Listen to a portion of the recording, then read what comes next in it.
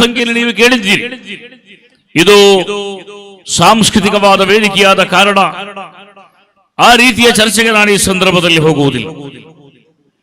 ಸಂಸ್ಕೃತಿ ಎಂದರೆ ಒಬ್ಬ ಮನುಷ್ಯರನ್ನು ಆತನ ಆಂತರಿಕವಾದ ಧರ್ಮವನ್ನ ಹೊರತೆಗೆದು ಧರ್ಮಬದ್ಧವಾದ ಬದುಕಿಗೆ ಅವರನ್ನು ಸಜ್ಜುಗೊಳಿಸುವಂತಹ ಒಂದು ಪ್ರತೀತಿ. ಪರಸ್ಪರ ಒಟ್ಟುಗೂಡಿ ಬಾಳುವಂತಹ ಒಂದು ನಾಡಿನಲ್ಲಿ ಸಾಂಸ್ಕೃತಿಕವಾದ ವಿನಿಮಯಗಳನ್ನು ಮಾಡಿಕೊಂಡು ನಾವು ಬದುಕುತ್ತಾ ಇದ್ದೇವೆ.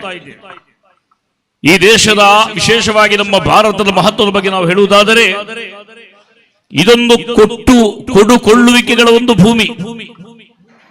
ಶತಮಾನಗಳ ಕಾಲ ಪರಸ್ಪರ ಸಾಂಸ್ಕೃತಿಕವಾದ ವಿನಿಮಯಗಳನ್ನು ಮಾಡಿಕೊಂಡು ಬಂದಂತಹ ಭೂಮಿ. ಜಗತ್ತಿನಲ್ಲಿ ಅತ್ಯಂತ ಶ್ರೇಷ್ಠವಾದ, ಎಲ್ಲೂ ಸಮಾನತೆಗಳಿಲ್ಲದಂತಹ ಒಂದು ದೇಶ ಎಂಬ ನೆಲೆಯಲ್ಲಿ ಈ ನಾಡಿನ ಉಜ್ವಲವಾದ ಪರಂಪರೆಗಳನ್ನು ಅವಲೋಕನ ಮಾಡುವಾಗ ನಮ್ಮ ದೇಶದ ಸಂವಿಧಾನದಲ್ಲಿ ಜಾತ್ಯತೀತ, ಸಮಾಜವಾದ ಮುಂತಾದ ಪದಗಳು ಯಾವಾಗ ಬಂತು ಎನ್ನುವುದರ ಬಗ್ಗೆ ಇವತ್ತು ಚರ್ಚೆ ನಡೆಯುತ್ತಿರುವ ಸಂದರ್ಭದಲ್ಲಿ, ಅದು ಯಾವಾಗ ಬಂದರೂ ಅದನ್ನು ಈ ದೇಶದ ಸಂವಿಧಾನದಲ್ಲಿ ಎಷ್ಟನೇ ತಿದ್ದುಪಡಿಯಲ್ಲಿ ಸೇರಿಸಲ್ಪಟ್ಟಿದ್ದರೂ ಈ ದೇಶ, ಈ ಸಂವಿಧಾನ ಬರುವುದಕ್ಕಿಂತ ಮುಂಚೆ, ಈ ದೇಶಕ್ಕೆ ಸ್ವಾತಂತ್ರ್ಯ ಸಿಗುವುದಕ್ಕಿಂತ ಮುಂಚೆ ಸಹಸ್ರಮಾನ ವರ್ಷಗಳಿಂದಲೇ ಇದೊಂದು ಸಾಂಸ್ಕೃತಿಕವಾದ ನೆಲೆಬೀಡಾಗಿ ಮಾರ್ಪಟ್ಟಿದೆ. ಈ ದೇಶ ಯಾರನ್ನು ಕೂಡ ಬೇಡ ಅಂತ ಹೇಳಿದ ಒಂದು ನಾಡಲ್ಲ. ಯಾರು ಕೂಡ ಹಾದು ಬಂದಾಗಲೂ ಅವರನ್ನು ಸ್ವೀಕರಿಸಿದೆ, ಅವರಿಗೆ ಕೆಂಪು ಹಾಸನ್ನ ಹಾಸಿದೆ, ಅವರಿಗೆ ಇಲ್ಲಿ ಬರುವಂತಹ ವಿಶಾಲವಾದ ಸ್ವಾತಂತ್ರ್ಯವನ್ನು ಕೊಟ್ಟಿದೆ. ಅವರು ಯಾವ ಜಾತಿ, ಯಾವ ಮತ, ಯಾವ ಪಥ, ಯಾವ ಪಂಗಡ ಅಂತ ಈ ದೇಶ ನೋಡಿಲ್ಲ. ಅಂತಹ ಒಂದು ಪರಂಪರೆ ನಮಗಿಲ್ಲ. ಕಯ್ಯಾರ ಕಿಂಜಣ್ಣರೈಗಳ ಮಾತಲ್ಲಿ ಹೇಳುವುದಾದರೆ, ಆರ್ಯರೋ, ಮೊಘಲರೋ, ಕ್ರೈಸ್ತರೋ ತಡೆಯೇನು, ಎಲ್ಲರೂ ಬರಲೆಂದು ಸ್ವಾಗತಿಸಿದೆ. ಆರ್ಯರು ಬಂದರು ವೆಲ್ಕಮ್, ಮೊಘಲರು ಬಂದರು ಸ್ವಾಗತ, ಕ್ರೈಸ್ತರು ಬಂದಾಗಲೂ ಸ್ವಾಗತ, ಮೊಹಮ್ಮದ್ ಪೈಗಂಬರ್ ಅನುಯಾಯಿಗಳು ಈ ದೇಶಕ್ಕೆ ಕಾಲಿಟ್ಟಾಗಲೂ ಸ್ವಾಗತ. ನುಡಿಬನ್ನ ಬದಲೆಣದೆ, ಜಾತಿ ಮತ ಬೇರೆಣದೆ, ಭೇದವೆಣಿಸದೆ ಓ ತಾಯಿ ನೀ ಸಲಹಿದೆ. ಕಿಂಜಣ್ಣರೈಗಳು ಬಹಳ ಸುಂದರವಾಗಿ ನಾಡಿನ ಸಾಂಸ್ಕೃತಿಕವಾದ ಪರಂಪರೆಯನ್ನು ಅಭಿವ್ಯಕ್ತಿಗೊಳಿಸಿದ್ದಾರೆ. ಎಲ್ಲರನ್ನೂ ಕೂಡ ಒಳಗೊಳ್ಳುವ ವಿಶಾಲವಾದ ಒಂದು ತತ್ವವನ್ನೊಳಗೊಂಡಂತಹ ಒಂದು ದೇಶ. ಈ ದೇಶದ ಆತ್ಮ ಅಂತ ನಾವು ಅದನ್ನು ಕರೀತೇವೆ. ಯುನಿಟಿ ಇನ್ ಡೈವರ್ಸಿಟಿ, ಅನೇಕತೆಗಳಲ್ಲಿ ಏಕತೆ, ಅನೇಕತೆಗಳು ಸೇರಿ ಒಂದಾಗುವಂತಹ ಒಂದು ಅದ್ಭುತವಾದ ಭೂಮಿ. ಯಾರನ್ನು ಬೇಡವೆನ್ನದ, ಯಾರನ್ನು ಈ ನಾಡಿನಿಂದ ದೂರ ಸರಿಯುವಂತೆ ಮಾಡದ, ಎಲ್ಲರಿಗೂ ವಿಶಾಲವಾದ ಅವಕಾಶ ಕೊಟ್ಟಂತಹ ಸಾವಿರಾರು ವರ್ಷಗಳ ಹಿನ್ನೆಲೆಯುಳ್ಳ ಸಾಂಸ್ಕೃತಿಕವಾದ ಒಂದು ಭೂಮಿ ನಮ್ಮದು.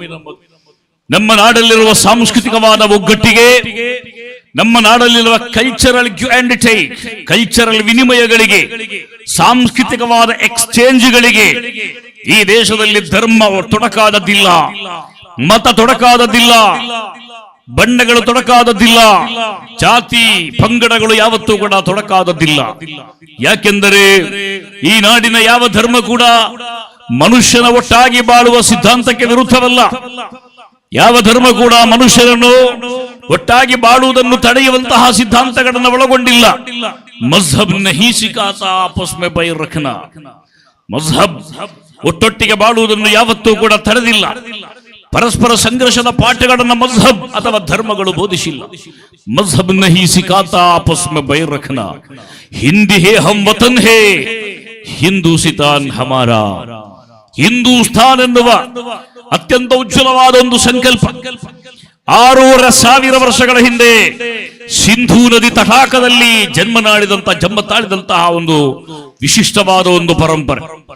ಯಾವ ಪರಂಪರೆಯನ್ನ ಇಂಡಸ್ ವ್ಯಾಲಿ ಸಿವಿಲೈಸೇಷನ್, ಸಿಂಧೂರದ ನದಿ ತಟದ ಸಂಸ್ಕಾರ ಅಂತ ನಾವು ಕರೀತೇವೆಯೋ, ಅಂದಿನಿಂದ ಇಂದಿನ ತನಕ ಈ ದೇಶವನ್ನು ಯಾರು ಬಾಳಲಿ, ಯಾರು ಆಳಲಿ, ಈ ದೇಶದಲ್ಲಿರುವ ಬಹುಸಂಖ್ಯಾತರು ಯಾರಾಗಲಿ, ಅಲ್ಪಸಂಖ್ಯಾತರು ಯಾರಾಗಲಿ, ಭೇದ ಭಾವವಿಲ್ಲದೆ ಈ ನಾಡವರನ್ನ ಸಲಹಿದೆ. ನುಡಿಬನ್ನ ಬೇರೆಣದೆ,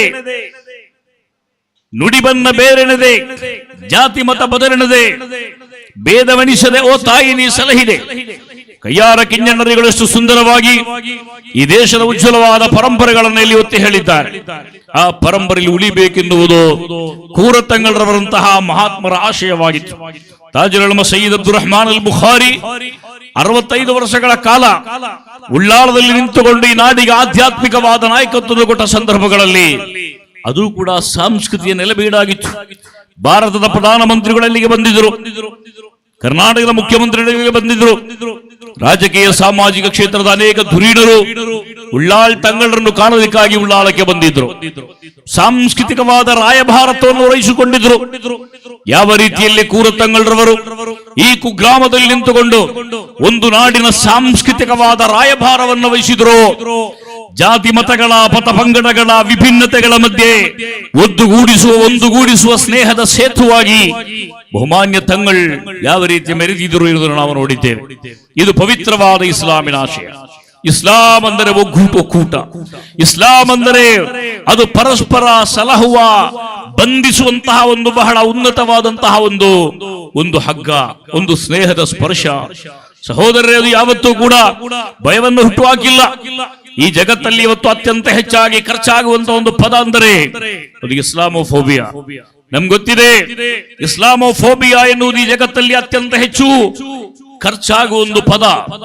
ಈ ಜಗತ್ತಲ್ಲಿ ಅತ್ಯಂತ ಹೆಚ್ಚು ಲಾಭ ತರುವಂತಹ ಒಂದು ಇಂಡಸ್ಟ್ರಿ, ಜಗತ್ತಲ್ಲಿ ಅತ್ಯಂತ ಹೆಚ್ಚಾಗಿ ಲಾಭವನ್ನು ಕೊಯ್ಯುವಂತಹ ಒಂದು ಉದ್ಯಮ ಇಸ್ಲಾಮೋಫೋಬಿಯಾ. ಇಸ್ಲಾಂ ಭೀತಿ ಎನ್ನುವ ರೀತಿಯಲ್ಲಿ ಇಸ್ಲಾಮಿನ ಬಗ್ಗೆ ಇಲ್ಲ ಸಲ್ಲದ ಕಥೆಗಳನ್ನು ಕಟ್ಟಿಕೊಂಡು ಜನರು ಆ ಧರ್ಮವನ್ನು ತಪ್ಪಾಗಿ ಅರ್ಥೈಸುವಂತೆ ಮಾಡುವಂತಹ ಕುಟಿಲವಾದ ಪರಿಶ್ರಮಗಳು ಇವತ್ತು ನೀವು ಯೋಚನೆ ಮಾಡಬಹುದು. ಪವಿತ್ರವಾದ ಧರ್ಮವನ್ನು ಅಪಕೀರ್ತಿಗೊಳಿಸುವಂತಹ ಪರಿಶ್ರಮಗಳು ಜಾಗತಿಕವಾಗಿ ಇವತ್ತು ನಡೆಯುತ್ತಾ ಇದೆ. ಇಸ್ಲಾಮೋಫೋಬಿಯಕ್ಕಾಗಿ ಒಂದು ದಿನವನ್ನೇ ವಿಶ್ವಸಂಸ್ಥೆ ಈ ಜಗತ್ತಿಗೆ ನೀಡಿದೆ. ಒಂದು ದಿವಸ ಯುಎನ್ಒ ಒಂದು ದಿವಸವನ್ನು ಕೊಟ್ಟಿದೆ, ವಿಶ್ವಸಂಸ್ಥೆ. ಆ ದಿವಸದ ಹೆಸರೇನು? ಇಸ್ಲಾಮೋಫೋಬಿಯೋ ಡೇ, ಇಸ್ಲಾಂ ಭೀತಿ ದಿವಸ. ಯಾತಕ್ಕಾಗಿ ಆ ದಿವಸವನ್ನ ಯುಎನ್ ಘೋಷಣೆ ಮಾಡಿದೆ? ವಿಶ್ವಸಂಸ್ಥೆ ಯಾತಕ್ಕಾಗಿ ಆ ದಿವಸವನ್ನ ಘೋಷಣೆ ಮಾಡಿದೆ? ಇಸ್ಲಾಂ ಭೀತಿಯ ಬಗ್ಗೆ ಜಗತ್ತಿಗೆ ಜಾಗೃತಿಯನ್ನು ಮೂಡಿಸಲು. ಅಂದ್ರೆ ಇಸ್ಲಾಮಿಗೆ ವಿರುದ್ಧವಾಗಿ ಅಲ್ಲ. ಯಾವುದನ್ನು ಇಸ್ಲಾಂ ಭೀತಿ ಅಂತ ಹೇಳಿ ಜನರು ಇವತ್ತು ಅಪಪ್ರಚಾರ ಮಾಡ್ತಾರೋ ಆ ಅಪಪ್ರಚಾರಗಳನ್ನು ಮೆಟ್ಟಿ ನಿಂತುಕೊಂಡು ಇಸ್ಲಾಮಿನ ಸರಿಯಾದ ಸಿದ್ಧಾಂತಗಳನ್ನು ಜನತೆಗೆ ತಿಳಿಸುವಂತಹ ಒಂದು ದಿನವನ್ನಾಗಿ ಆಚರಿಸುವ ಮಟ್ಟಕ್ಕೆ ಇಸ್ಲಾಮೋಫೋಬಿಯಾ ಇವತ್ತು ಬೆಳೆದು ನಿಂತಿದೆ. ಸಹೋದರರು, ಗೊತ್ತಿದೆ, ಇಸ್ಲಾಮಿನ ಪರಂಪರೆ ಆಧ್ಯಾತ್ಮಿಕವಾದ ಪರಂಪರೆ, ಅದರದ್ದು ರಾಜಕೀಯವಾದ ಪರಂಪರೆ ಅಲ್ಲ. ಇಸ್ಲಾಂ ರಾಜಕೀಯವಾದ ಪರಂಪರೆಯನ್ನು ಹೊಂದಿರುವ ಸಂದರ್ಭಗಳಲ್ಲೂ ಕೂಡ ಅದರ ತಳಹದಿ ಆಧ್ಯಾತ್ಮಿಕವಾಗಿತ್ತು. ಮುಹಮ್ಮದ್ ಪೈಗಂಬರ್ ಸಲ್ಲಲ್ಲಾಹು ಅಲೈಹಿ ವಸಲ್ಲಂ ಇಸ್ಲಾಮಿನ ಕಟ್ಟಕಡೆಯ ಪ್ರವಾದಿ, ಅಲ್ಲಾಹನ ಸೃಷ್ಟಿಗಳಲ್ಲಿ ಸರ್ವಶ್ರೇಷ್ಠರಾದ ಸೃಷ್ಟಿ, ಜಗತ್ತು ಕಂಡ ಅತ್ಯಂತ ದೊಡ್ಡ ಆಲಿಂ. ಅನ ಅಅಲಮುಕುಂ ವ ಅತ್ಕಾಕುಂ, ನಿಮ್ಮ ಪೈಕಿ ಅತ್ಯಂತ ದೊಡ್ಡ ಜ್ಞಾನಿ ನಾನು ಅಂತ ಸ್ವಯಂ ಹೇಳಿದ ಮುಹಮ್ಮದ್ ಪೈಗಂಬರ್ ಸಲ್ಲಲ್ಲಾಹು ಅಲೈಹಿ ವಸಲ್ಲಂ ಅವರೊಂದು ರಾಷ್ಟ್ರವನ್ನ ಕಟ್ಟಿದ್ರು, ಒಂದು ಸಾಮ್ರಾಜ್ಯವನ್ನ ಕಟ್ಟಿದ್ರು. ಆ ಸಾಮ್ರಾಜ್ಯದಲ್ಲಿ ಸರ್ವಾಧಿಪತಿಯಾದ ರಾಷ್ಟ್ರಾಧ್ಯಕ್ಷರಾಗಿ ಮುಹಮ್ಮದ್ ಪೈಗಂಬರ್ ಸಲ್ಲಲ್ಲಾಹು ಅಲೈಹಿ ವಸಲ್ಲಂ ನೇತೃತ್ವವನ್ನು ಕೊಟ್ಟಿದ್ರು. ಆದರೆ ಪ್ರವಾದಿಗಳ ರಾಜಕೀಯ ವಿಶ್ಲೇಷಣೆ ಆಗಿತ್ತಂದರೆ ಅದು ಆಧ್ಯಾತ್ಮದ ತಳಹದಿಯಲ್ಲಿತ್ತು. ಪ್ರವಾದಿಗಳ ರಾಜಕೀಯ ವಿಶ್ಲೇಷಣೆ ಮುಹಮ್ಮದ್ ಪೈಗಂಬರ್ ಸಲ್ಲಲ್ಲಾಹು ಅಲೈಹಿ ವಸಲ್ಲಂ ತನ್ನ ರಾಜಕೀಯವಾದ ಉದ್ದೇಶಗಳ ಅಡಿಯಲ್ಲಿ ಯಾರನ್ನು ಕೂಡ ದೂರ ಮಾಡುವಂತಹ ಪ್ರಯತ್ನಗಳನ್ನು ಮಾಡಿಲ್ಲ. ಮುಹಮ್ಮದ್ ಪೈಗಂಬರ್ ಸಲ್ಲಲ್ಲಾಹು ಅಲೈಹಿ ವಸಲ್ಲಂ ಅಲ್ಲಿರುವ ಸರ್ವರಿಗೂ ಕೂಡ ಕ್ಷೇಮವನ್ನು ಕೊಟ್ಟರು, ಎಲ್ಲರನ್ನೂ ಕೂಡ ಸಮತಾಭಾವದಿಂದ ಕಾಣುವಂತಹ ಸಿದ್ಧಾಂತವನ್ನು ಹೇಳಿಕೊಟ್ರು. ಎಲ್ರಿಗೂ ಮುಹಮ್ಮದ್ ಪೈಗಂಬರ್ ಸಲ್ಲಲ್ಲಾಹು ಅಲೈಹಿ ವಸಲ್ಲಂ ಜಾತ್ಯತೀತತೆಯ ಸೆಕ್ಯುಲರಿಸಂ ಎನ್ನುವ ಪದ ಭಾರತ ಮತ್ತು ಉಳಿದ ಜಗತ್ತಿನ ವಿವಿಧ ಜಗತ್ತಿನ ಸಂವಿಧಾನಗಳಲ್ಲಿ ಸ್ಥಾನವನ್ನು ಪಡೆಯುವುದಕ್ಕಿಂತ ಶತಶತಮಾನಗಳ ಹಿಂದೆ ಸೆಕ್ಯುಲರಿಸಂ, ಜಾತ್ಯತೀತ, ಮತ ನಿರಪೇಕ್ಷಿತತ್ವ ಎನ್ನುವ ಶಬ್ದವನ್ನ ಪರಿಣಾಮಕಾರಿಯಾಗಿ ಜಗತ್ತಲ್ಲಿ ಆಚರಣೆಗೆ ತಂದ ಗುರುವಾಗಿದ್ದರು, ರಾಜಕೀಯ ಮುಸದ್ದಿಯಾಗಿದ್ದರು ಮುಹಮ್ಮದ್ ಪೈಗಂಬರ್ ಸಲ್ಲಲ್ಲಾಹು ಅಲೈಹಿ ವಸಲ್ಲಂ. He was Caesar and Pope in one. ಒಂದೇ ಅರ್ಥದಲ್ಲಿ ಸೀಸರ್ ಮತ್ತು ಪೋಪ್ ಆಗಿದ್ದರು ಮುಹಮ್ಮದ್ ಪೈಗಂಬರ್ ಸಲ್ಲಲ್ಲಾಹು ಅಲೈಹಿ ವಸಲ್ಲಂ ಅಂತ ಹೇಳೋದು ಚರಿತ್ರಕಾರರಿಗೆ ಕಾರಣ ಒದಗಿಸಿದ್ದಾಗಿತ್ತು. He was a Pope and Caesar in one. ಒಂದೇ ಸಂದರ್ಭದಲ್ಲಿ ಪೋಪ್ ಅಂದ್ರೆ ಯಾರು? ಧಾರ್ಮಿಕವಾದ ಮುಖಂಡ. ಒಂದೇ ಸಂದರ್ಭದಲ್ಲಿ ಸೀಸರ್ ಯಾರು? ರೋಮಿನ ಸರ್ವಾಧಿಪತಿಯಾದ ರಾಷ್ಟ್ರಾಧ್ಯಕ್ಷ. ಒಬ್ಬನೇ ವ್ಯಕ್ತಿ ಒಂದೇ ಸಂದರ್ಭದಲ್ಲಿ ರಾಜಕೀಯ ಮತ್ತು ಸಾಮಾಜಿಕ ಮತ್ತು ಆಧ್ಯಾತ್ಮವನ್ನು ಒಟ್ಟುಗೂಡಿಸಿ ಜಗತ್ತಿಗೆ ವಿಶಿಷ್ಟವಾದಂತಹ ಒಂದು ಮಾರ್ಗದರ್ಶನವನ್ನು ಕೊಡಲು ಸಾಧ್ಯವಾದ ವ್ಯಕ್ತಿತ್ವವಾಗಿದ್ದರು ಮುಹಮ್ಮದ್ ಪೈಗಂಬರ್ ಸಲ್ಲಲ್ಲಾಹು ಅಲೈಹಿ ವಸಲ್ಲಂ. ಆದ್ದರಿಂದ ಈ ಧರ್ಮದಲ್ಲಿ ಭೀತಿ ಇಲ್ಲ, ಈ ಧರ್ಮದಲ್ಲಿ ಪ್ರೀತಿ ಇದೆ, ಈ ಧರ್ಮದಲ್ಲಿ ಪರಸ್ಪರ ಕೂಡು ಬಾಳುವಿಕೆ ಇದೆ, ಈ ಧರ್ಮದಲ್ಲಿ ಒಟ್ಟಾಗಿ ಬಾಳುವಂತಹ ಸಿದ್ಧಾಂತಗಳನ್ನು ಪ್ರೋತ್ಸಾಹ ಮಾಡಲಾಗಿದೆ. ಒಮ್ಮೆ ಪ್ರವಾದಿಗಳು ಹೇಳಿದರು, ನನ್ನ ದೇಶದಲ್ಲಿ ಮುಸಲ್ಮಾನರು ಮಾತ್ರವಲ್ಲ, ಮುಸ್ಲಿಮೇತರರಿದ್ದಾರೆ. ಈ ದೇಶ ಇಸ್ಲಾಮಿ ಆಡಳಿತದ ಚೌಕಟ್ಟಲ್ಲಿದೆ. ಈ ದೇಶದ ಸಂವಿಧಾನ ಪವಿತ್ರವಾದ ಕುರ್ಆನ್ ಆಗಿದೆ. ಈ ದೇಶದ ರಾಷ್ಟ್ರಾಧ್ಯಕ್ಷ ಅಂತಿಮ ಪ್ರವಾದಿ ಮುಹಮ್ಮದ್ ರಸೂಲುಲ್ಲಾಹಿ ಸಲ್ಲಲ್ಲಾಹು ಅಲೈಹಿ ವಸಲ್ಲಂ ಆಗಿದ್ದಾರೆ. ಈ ದೇಶದೊಂದು ಅಪೋಸಿಷನ್ ಪಾರ್ಟಿ ಲೀಡರ್ ಇಲ್ಲ, ಈ ದೇಶದೊಂದು ಪ್ರತಿಪಕ್ಷವಿಲ್ಲ. 100% ಧರ್ಮಬದ್ಧವಾದಂತಹ ಒಂದು ದೇಶ ಇದು. ಅದಾಗಿಯೂ ಮುಹಮ್ಮದ್ ಪೈಗಂಬರ್ ಹೇಳಿದ್ದೇನು, ಈ ದೇಶದಲ್ಲಿ ಮುಸಲ್ಮಾನರಂತೆ ಮುಸ್ಲಿಂ ಅಲ್ಲದವರಿಗೂ ಬದುಕುವಂತ ಸ್ವಾತಂತ್ರ್ಯವನ್ನು ನೀಡಲಾಗಿದೆ. ಮುಸ್ಲಿಮೇತರಿಗೆ ಬದುಕುವ ಸ್ವಾತಂತ್ರ್ಯವನ್ನು ನೀಡಲಾಗಿದೆ. ಅವರಿಗೆ ತೊಂದರೆಗಳನ್ನು ಕೊಡಬೇಡಿ, ಅವರನ್ನು ಹಿಂಸಿಸಬೇಡಿ, ಅವರ ಮನಸ್ಸಿಗೆ ನೋವನ್ನುಂಟು ಮಾಡಬೇಡಿ, ಅವರನ್ನು ಅಲ್ಪಸಂಖ್ಯಾತರು ದಮನಿತರು ಅಂತ ಕಾಣಬೇಡಿ, ಅವರಿಗೆ ವಿರುದ್ಧವಾಗಿ ಯಾವುದೇ ತೊಂದರೆಗಳನ್ನು ಕೊಡಬೇಡಿ. ಅಂತಹ ತೊಂದರೆಗಳನ್ನು ಕೊಟ್ಟರೆ ಮುಸ್ಲಿಂ ಬಹುಸಂಖ್ಯಾತ ರಾಷ್ಟ್ರದಲ್ಲಿರುವ ಅಮುಸ್ಲಿಂ ಪ್ರಜೆಗಳಿಗೆ ನೀವೇನಾದರೂ ದೈಹಿಕ, ಮಾನಸಿಕ, ಆಧ್ಯಾತ್ಮಿಕ, ಸಾಮಾಜಿಕವಾದ ಶೋಷಣೆಗಳನ್ನು ಮಾಡಿದರೆ, ಅವರನ್ನು ಯಾವುದೇ ಅರ್ಥದಲ್ಲಿ ನೀವು ಅವರಿಗೆ ತೊಂದರೆ ಉಂಟಾಗುವ ರೀತಿಯಲ್ಲಿ ನೀವು ಕೆಲಸ ಮಾಡಿದರೆ, ಮಾತನಾಡಿದರೆ, ಚಿಂತನೆ ಮಾಡಿದರೆ, ಮುಹಮ್ಮದ್ ಪೈಗಂಬರ್ ಹೇಳಿದರು, ಅನಾ ಹಜೀಜುಹು ಯೌಮಲ್ ಕಿಯಾಮಾ, ಅಲ್ಲಾಹನ ನ್ಯಾಯಾಲಯದಲ್ಲಿ ನಾನು ಅವನ ವಿರುದ್ಧ ಸಾಕ್ಷಿ ನುಡಿಯುವೆ ಅಂತ ಮುಹಮ್ಮದ್ ಪೈಗಂಬರ್ ಸಲ್ಲಲ್ಲಾಹು ಅಲೈಹಿ ವಸಲ್ಲಂ ಹೇಳ್ತಾರೆ. ಇದರ ಅರ್ಥವೇನೆಂದರೆ, ಸಮಗ್ರವಾದ ಒಂದು ಜೀವನ ಕ್ರಮವನ್ನ ಜಗತ್ತಿಗೆ ಸಲ್ಲಿಸಿ ಆ ಸಮಗ್ರವಾದ ಜೀವನದಡಿಯಲ್ಲಿ ಸರ್ವರಿಗೂ ಬಾಳುವಂತಹ ಒಂದು ಅವಕಾಶವನ್ನ ಮುಹಮ್ಮದ್ ರಸೂಲುಲ್ಲಾಹಿ ಸಲ್ಲಲ್ಲಾಹು ಅಲೈಹಿ ವಸಲ್ಲಂ ಕೊಟ್ಟಿದ್ರು. ಅದನ್ನೇ ನಾವು ಸಾಂಸ್ಕೃತಿಕವಾದ ಜೀವನ ಅಂತ ಹೇಳ್ತಾ ಇದ್ದೇವೆ. ಜಗತ್ತಲ್ಲಿರುವ ಎಲ್ಲರೂ ಕೂಡ ಇಸ್ಲಾಂ ಸ್ವೀಕರಿಸಬೇಕು ಅನ್ನೋ ಸಿದ್ಧಾಂತ ಮುಹಮ್ಮದ್ ಪೈಗಂಬರ್ ಎಲ್ಲೂ ಕೊಟ್ಟಿಲ್ಲ. ಒಂದೇ ಒಂದು ಕುರಾನ್ ಶರೀಫ್ ಅಲ್ಲಿರುವ 3,24,000 ಅಕ್ಷರಗಳ ಪೈಕಿ ಒಂದೇ ಒಂದು ಅಕ್ಷರದಲ್ಲೂ ಕೂಡ ಇಸ್ಲಾಂ ಪರಮತ ದ್ವೇಷವನ್ನ ಕಲಿಸಿಲ್ಲ. ಇಸ್ಲಾಂ ಪರಮತ ದ್ವೇಷವನ್ನ ಕಲಿಸಿಲ್ಲ. ಅಲ್ಲಿ ಜಾತ್ಯತೀತೆಯನ್ನು ಇಸ್ಲಾಂ ಬಿಂಬಿಸಿದೆ. ಲಾ ಯಜ್ರಿಮನ್ನಕುಂ ಶನಆನು ಕೌಮಿನ್ ಅಲಾ ಅಲ್ಲಾ ತಅದಿಲು ಇಅದಿಲು.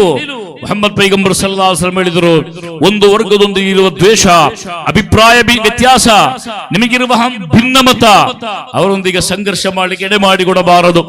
ನಿಮ್ಮ ಅಭಿಪ್ರಾಯಾಂತರಗಳು ದೈಹಿಕ ಶಾರೀರಿಕವಾದ ಯುದ್ಧಗಳಿಗೆ, ಸಂಘರ್ಷಗಳಿಗೆ, ಗಲಾಟೆಗಳಿಗೆ, ಗಲಭೆಗಳಿಗೆ ಯಾವತ್ತೂ ಕೂಡ ದಾರಿ ಮಾಡಿಕೊಡಬಾರದು. ಮುಹಮ್ಮದ್ ರಸೂಲುಲ್ಲಾಹಿ ರವರ ಕಟ್ಟ ಆದೇಶವಾಗಿತ್ತು. ಹಾಗೆ ಮಾಡಿದವರನ್ನು ಅತ್ಯಂತ ತೀವ್ರವಾದ ರೀತಿಯಲ್ಲಿ ಶಿಕ್ಷಿಸಲಾಗಿತ್ತು. ಸಹೋದರರು ಗಮನಿಸಬೇಕು, ಈ ಒಂದು ಸಾಂಸ್ಕೃತಿಕವಾದ ಪಾಠವನ್ನು ನಾವು ಕಾಣಬೇಕು. ಖಾಜಾ ಮುঈನುದ್ದೀನ್ ಚಿಶ್ತಿ ಈ ದೇಶಕ್ಕೆ ಬಂದು ಸಂದೇಶವನ್ನು ಕೊಟ್ಟದ್ದು.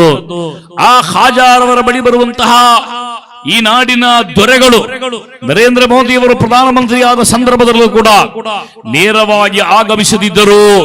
ಮೋದಿಯವರು ಅಜ್ಮೀರ್ ದರ್ಗಕ್ಕೆ ಚಾದರವನ್ನ ಕಳಿಸಿಕೊಟ್ಟಿದ್ದಾರೆ. ಈ ದೇಶವನ್ನಾಳಿದ ಪ್ರತಿಯೊಬ್ಬರು ಕೂಡ ತಮ್ಮ ವತಿಯಿಂದೊಂದು ಚಾದರವನ್ನ ಅಜ್ಮೀರ್ ದರ್ಗಕ್ಕೆ ಒದಗಿಸಲಿಕ್ಕೆ ಪರಿಶ್ರಮ ಪಟ್ಟಿದ್ದಾರೆ. ಅವರಿಗೆ ಗೊತ್ತಿದೆ, ಅಜ್ಮೀರ್ ಖಾಜಾ ಈ ದೇಶದ ಆಧ್ಯಾತ್ಮಿಕವಾದ ಸುಲ್ತಾನ್. ಚಿಶ್ತಿ ನೆ ಜಿಸ್ ಜಮೀನ್ ಮೇ ಪೈಗಾಮ್ ಹಕ್ ಸುನಾಯಾ, ನಾನಕ್ ನೆ ಜಿಸ್ ಚಮನ್ ಮೇ ವಹದತ್ के गीत गाया, तातारियों ने जिसको अपना वतन बनाया, जिसे इजाजियों से दश्ते अरब छुटाया, मेरा वतन वही है, मेरा वतन वही है. ಅಲ್ಲಾಮ ಇಕ್ಬಾಲ್ ಬಹಳ ಸುಂದರವಾಗಿ ಹೇಳಿದರು, ಖಾಜಾ ಮುঈನುದ್ದೀನ್ ಚಿಶ್ತಿ ದೇಶದಲ್ಲಿ ಮಾಡಿದ್ದು ವಹದತ್ ಕೆ ಗೀತ್ ಗಾಯ, ಅವರು ಏಕತೆಯ ಹಾಡನ್ನು ಹಾಡಿದರು. ಹಿಂದೂ ಮುಸ್ಲಿಂ ಕ್ರೈಸ್ತರೆಲ್ಲರೂ ಕೂಡ ಆ ಸನ್ನಿಧಾನಕ್ಕೆ ಬಂದರು. ಅಲ್ಲಿ ಕೊಡುವಂತಹ ಲಂಗರ್ ಎನ್ನುವ ಪ್ರಸಾದದಲ್ಲಿ ಯಾವುದೇ ಮಾಂಸಾಹಾರವನ್ನು ಬೆರೆಸದೆ ಶುದ್ಧವಾದ ಮಾಂಸರಹಿತವಾದಂತಹ ಒಂದು ಪ್ರಸಾದವನ್ನು ಕೊಡ್ಲಿಕ್ಕೆ ಅಜ್ಮೀರ್ನ ಆಡಳಿತ ಮಂಡಳಿ ನಿರ್ಧಾರ ಮಾಡಿತು. ಯಾಕೆಂದರೆ ಅದರಲ್ಲಿ ಮಾಂಸಾಹಾರ ಒಳಗೊಂಡಿದ್ದರೆ ಖಾಜಾರ ಸನ್ನಿಧಾನಕ್ಕೆ ಬರುವ ಮನುಷ್ಯರು ಮುಸಲ್ಮಾನರು ಮಾತ್ರ ಅಲ್ಲ, ಮಾಂಸಾಹಾರಿಗಳು ಮಾತ್ರ ಅಲ್ಲ, ಮಾಂಸಾಹಾರಿಗಳು ಬರ್ತಾರೆ, ಸಸ್ಯಾಹಾರಿಗಳು ಬರ್ತಾರೆ, ಬೇರೆ ಬೇರೆ ಆಹಾರ ಸಂಸ್ಕೃತಿಯುಳ್ಳ ಮನುಷ್ಯರು ಬರ್ತಾರೆ, ಬೇರೆ ಬೇರೆ ವಿಶ್ವಾಸಗಳನ್ನು ಒಳಗೊಂಡ ಮನುಷ್ಯರು ಬರ್ತಾರೆ. ಅವರೆಲ್ಲರನ್ನು ಒಳಗೊಂಡುವಂತಹ ಒಂದು ಸಿದ್ಧಾಂತ ಆರ್ಯರು, ಕೈಸರು, ಮುಗಲರು ತಡೆಯೇನು ಎಲ್ಲರೂ ಬರಲೆಂದು ಸ್ವಾಗತಿಸಿದೆ. ಅವರನ್ನು ಸ್ವಾಗತಿಸುವಂತಹ ಪರಿಪಾಠ ಈ ದೇಶದಲ್ಲಿ ಸಹಸ್ರಾರು ವರ್ಷಗಳಿಂದ ಇದೆ. ಈ ದೇಶದ ಮೇಲೆ ಫ್ರೆಂಚರ ದಾಳಿ ನಡೆಯಿತು, ಡಚ್ಚರ್ ದಾಳಿ ನಡೆಯಿತು, ಪೋರ್ಟುಗೀಸರ ದಾಳಿ ನಡೆಯಿತು. 26ನೇ ವರ್ಗವಾಗಿ ದೇಶದ ಮೇಲೆ ಬ್ರಿಟಿಷರು ದಾಳಿ ಮಾಡಿದರು. ಆ ಸಂದರ್ಭಗಳಲ್ಲೆಲ್ಲ ನಾಡಿನ ಸಂರಕ್ಷಣೆಗಾಗಿ ಪಣದೊಟ್ಟವರು ಯಾರಾಗಿದ್ದರು? ಮುಸ್ಲಿಂ ಸಮುದಾಯದವರಾಗಿದ್ದರು. 5 ಲಕ್ಷ ಮಂದಿ ಭಾರತ ಸ್ವಾತಂತ್ರ್ಯದಲ್ಲಿ ದೈಹಿಕ ಊನವಾಗಿ ಆತ್ಮವನ್ನು ಕಳಕೊಂಡು, ಪ್ರಾಣವನ್ನು ಕಳಕೊಂಡು, ಅಂಗಾಂಗಗಳನ್ನ ಗಾಯ ಮಾಡಿಸಿಕೊಂಡು ಈ ದೇಶಕ್ಕಾಗಿ ಅವರು ಪ್ರಾಣಾರ್ಪಣೆ, ಅಂಗಾರ್ಪಣೆ ಮಾಡಿದರೆ 5 ಲಕ್ಷದಷ್ಟು ಮುಸಲ್ಮ ಜನರು ಈ ದೇಶಕ್ಕಾಗಿ ಮಾಡಿರುವ ತ್ಯಾಗಗಳ ಪೈಕಿ ನಂಬರ್ 1 ತ್ಯಾಗ ಯಾವುದು ಅಂದರೆ ಇತಿಹಾಸದ ಪುಟಗಳಲ್ಲಿ ದಾಖಲಾಗಿದೆ. ಶಹೀದ್ ಎ ಮಿಲ್ಲತ್ ಟಿಪ್ಪು ಸುಲ್ತಾನ್ ಶಹೀದ್.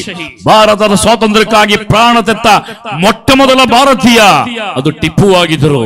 ಮೌಲಾನಾ ಟಿಪ್ಪು ಸುಲ್ತಾನ್ ಶಹೀದ್ ರಹಿಮಹುಲ್ಲಾ.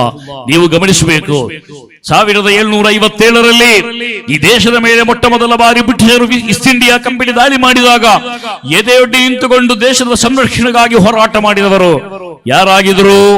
ಕಲ್ಕತ್ತಾದ ನವಾಬ್ ಸಿರಾಜ್ ದೌಲಾ ಎಂಬ ಒಬ್ಬ ಮುಸಲ್ಮಾನಾಗಿದ್ದ. ಈ ರೀತಿ ಸಾಂಸ್ಕೃತಿಕವಾದ ಎಲ್ಲಾ ಕ್ಷೇತ್ರಗಳಲ್ಲೂ ಕೂಡ ಅತ್ಯುಜ್ವಲವಾದ ಒಂದು ಇತಿಹಾಸಗಳನ್ನು ಸೃಷ್ಟಿ ಮಾಡಲಿಕ್ಕೆ ಮುಸ್ಲಿಂ ಸಮುದಾಯಕ್ಕೆ ಸಾಧ್ಯವಾಗಿತ್ತು. ಭಾರತದ ಮಟ್ಟಿಗೆ ಹೇಳುವುದಾದರೆ ಈ ದೇಶಕ್ಕೊಂದು ಆಧ್ಯಾತ್ಮಿಕವಾದ ಒಂದು ಪರಂಪರೆ ಇದೆ. ಮುಹಮ್ಮದ್ ರಸೂಲುಲ್ಲಾಹ್ ಸಲ್ಲಲ್ಲಾಹು ಅಲೈಹಿ ವಸಲ್ಲಂ ಈ ದೇಶಕ್ಕೆ ಬಂದಿಲ್ಲ.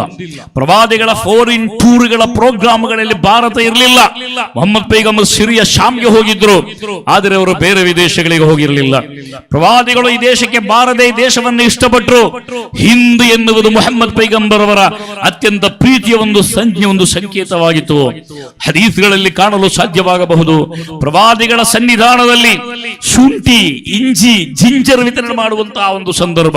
ಪ್ರವಾದಿಗಳ ಆ ಸನ್ನಿಧಾನದಲ್ಲಿ ಒಂದು ಕೊಡದಲ್ಲಿ, ಒಂದು ಪಾತ್ರೆಯಲ್ಲಿ ಶುಂಠಿಯನ್ನು ತಂದು ಆ ಶುಂಠಿಯನ್ನು ವಿತರಣೆ ಮಾಡಲಾಗಿತ್ತು. ಎಲ್ಲಾ ಸ್ವಹಾಬಿಗಳಿಗೂ ಪ್ರವಾದಿಗಳು ಆ ಶುಂಠಿಯನ್ನು ಕೊಟ್ಟರು, ಜಿಂಜರ್ ಡಿಸ್ಟ್ರಿಬ್ಯೂಷನ್ ಮಾಡಿದ್ರು. ಆಗ ಅವರಲ್ಲಿ ಕೇಳಲಾಯಿತು, ಎಲ್ಲಿಂದ ಸಿಕ್ಕಿತು ಈ ಜಿಂಜರ್ ನಿಮಗೆ? ಆಗ ಪ್ರವಾದಿಗಳ ಉತ್ತರ, ಮಲಿಕುಲ್ ಹಿಂದ್ ಅರ್ಸಲನಿ ಮಲಿಕುಲ್ ಹಿಂದ್, ಇದನ್ನೊಬ್ಬ ಭಾರತೀಯ ರಾಜ ನನಗೆ ಕಲಿಸಿಕೊಟ್ಟ ಅಂತ ಪ್ರವಾದಿಗಳು ಉತ್ತರ ಕೊಟ್ಟಿದ್ದರು. ಆ ಮಟ್ಟದಲ್ಲಿ ಭಾರತ ಮತ್ತು ಪ್ರವಾದಿಗಳೊಂದಿಗೆ ಅತ್ಯಂತ ಉನ್ನತವಾದ ಒಂದು ಬಾಂಧವ್ಯವಿತ್ತು. ಇನ್ನ ರಸೂಲಲ ಸೈಫುನ್ ಯುಸ್ತದಾഉ ಬಿಹಿ ಮುಹನ್ನದುಂ ಮಿನ್ ಸುಯೂಫಿಲ್ಲಾಹಿ.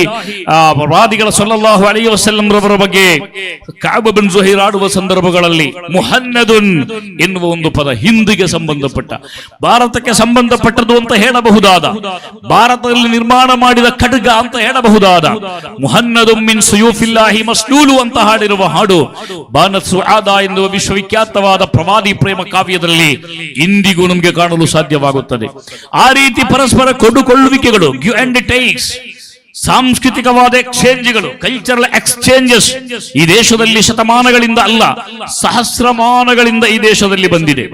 ಇಲ್ಲಿ ಕುರ್ರತು ಸಾದಾತ್ ರವರ 1ನೇ ಉರೂಸ್ನಲ್ಲಿ ಇದನ್ನು ನಾವು ಹೇಳಬಹುದಾದಂತಹ ಒಂದು ವಿಚಾರ ಅಂದ್ರೆ, ಈ ಎಲ್ಲಾ ಸಾಂಸ್ಕೃತಿಕವಾದ ಎಕ್ಸ್ಚೇಂಜ್ಗಳಿಗೆ ಮಹಾತ್ಮರು, ಆಧ್ಯಾತ್ಮಿಕ ಪುರುಷರು ನಾಯಕತ್ವವನ್ನು ಕೊಟ್ಟಿದ್ದಾರೆ. ಅದಕ್ಕೆ ನಾಯಕತ್ವ ಕೊಟ್ಟವರು ಆಧ್ಯಾತ್ಮಿಕ ಪುರುಷರುಗಳು, ರಾಜಕೀಯ ವ್ಯಕ್ತಿಗಳಲ್ಲ. ನಾವು ಗಮನಿಸಬೇಕು, ರಾಜಕೀಯ ವ್ಯಕ್ತಿಗಳನ್ನು ಅದಕ್ಕೆ ಕೊಟ್ಟಿಲ್ಲ, ಅದಕ್ಕೆ ಮಹತ್ವಗಳನ್ನು ಕೊಟ್ಟಿಲ್ಲ. ರಾಜಕೀಯ ವ್ಯಕ್ತಿಗಳ ದೊಡ್ಡ ಮಟ್ಟದ ಕೊಡುಗೆಗಳು ವಿಚಾರಗಳಲ್ಲಿಲ್ಲ. ಎಲ್ಲಿ ಆಧ್ಯಾತ್ಮಿಕತೆ ಇದೆಯೋ ಅಲ್ಲಿ ನಮಗೆ ಒಗ್ಗಟ್ಟನ್ನು ಕಾಣಲಿಕ್ಕೆ ಸಾಧ್ಯವಾಗ್ತದೆ, ಐಕ್ಯತೆಯನ್ನು ಕಾಣಲಿಕ್ಕೆ ಸಾಧ್ಯವಾಗ್ತದೆ, ಸಹಬಾಳ್ವೆಯನ್ನು ಕಾಣಲು ಸಾಧ್ಯವಾಗ್ತದೆ. ಎಲ್ಲಾ ಸೂಫಿಗಳ ಚರಿತ್ರೆಯನ್ನು ನೋಡಿದರೂ ಕೂಡ ಸರ್ವ ಮತಗಳ ಒಂದು ದೊಡ್ಡ ಮಟ್ಟದ, ಬಹಳ ದೊಡ್ಡ ಮಟ್ಟದ ಒಂದು ಸಂಯೋಜನೆ ಮಾಡಿ ಎಲ್ಲ ಮನುಷ್ಯರು ಕೂಡ ಒಂದಾಗಿ ಬಾಳುವ ವಿಶಾಲವಾದ ಒಂದು ಸಂಕಲ್ಪವನ್ನ ಜಗತ್ತಿನ ಮುಂದಿಟ್ಟು ಹೋದಂತಹ ಮಹಾತ್ಮರ ಚರಿತ್ರೆಗಳು ನಮ್ಮ ದೇಶದಲ್ಲಿ ಸಾಕಷ್ಟಿವೆ. ಆ ಪೈಕಿ ನಾವಿವತ್ತು ಹೇಳಬಹುದಾದ ಕಟ್ಟಕಡೆಯ ಉದಾಹರಣೆ ಕುರ್ರತು ಸಾದಾತ್ ಸೈಯದ್ ಫضಲ್ ಕೊಯಂಬತ್ತಂಗಳಲ್ ಬುಖಾರಿ ಅವರ 1ನೇ ಸಂಸ್ಮರಣ ಸಮ್ಮೇಳನದ ಸಮಾರಂಭದ ಈ ಒಂದು ಸಾಂಸ್ಕೃತಿಕ ವೇದಿಕೆ ನಮ್ಮೆಡೆಯಲ್ಲಿರುವಂತಹ ಎಲ್ಲಾ ರೀತಿಯ ಒಗ್ಗಟ್ಟುಗಳನ್ನು ಮೂಡಿಸಿ ಈ ನಾಡಿನ ಒಂದು ಸಾಂಸ್ಕೃತಿಕವಾದ ಅಡಿಗಳನ್ನು ಹಾಕುವಂತಹ ಒಂದು ಕಾರ್ಯಕ್ರಮವಾಗಿ ಮಾರ್ಪಡಿದೆ ಅಂತ ಈ ಸಂದರ್ಭದಲ್ಲಿ ಹೇಳುತ್ತಾ ನನ್ನ ಮಾತಿಗೆ ವಿರಾಮ. ಅಸ್ಸಲಾಮು ಅಲೈಕುಂ ವರಹಮತುಲ್ಲಾಹಿ.